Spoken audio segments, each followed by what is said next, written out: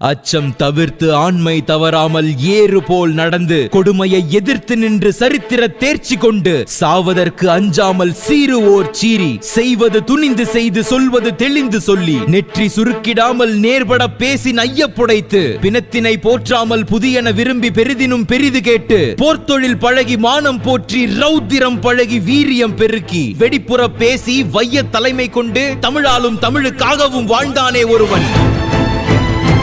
சித்தனை போல திரிந்த சித்தனும் அல்ல, பித்தனை போல அலைந்த பித்தனும் அல்ல, ஆனால் தமிழ் பித்து பிடித்த சித்தன். சூரிய துண்டுகள் இவன் இரண்டு கண்கள், வீரத்தின் கூர்மை இவன் மீசை, மொழியின் மகுடம் இவன் முண்டாசு, கோவத்தின் நிறம் இவன் திலகம். மக்கள் மனதில் விடுதலைக்கு வித்திட்டவன், மனதில் உறுதி வேண்டுமென முழக்கமிட்டவன்.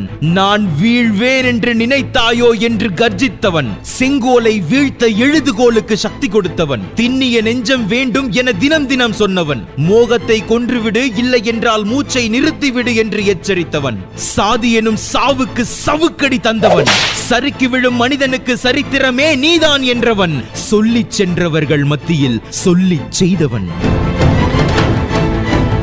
அச்சமில்லை அச்சமில்லை என அஞ்சாமல் வாழ்ந்த அக்னி பறவை இவன். இந்திய பத்திரிகையில் கார்ட்டூனை அறிமுகம் செய்து காவியங்கள் படைத்தவன். புலவனாய் பத்திரிகையாளனாய் சுதந்திர போராட்ட வீரனாய் பன்முகம் தோற்றம் கொண்ட இவன் புகழ்பாட 1000 காரணம் உண்டு. பாரதியை நாம் கொண்டாடும் போது தமிழ் தன்னைத்தானே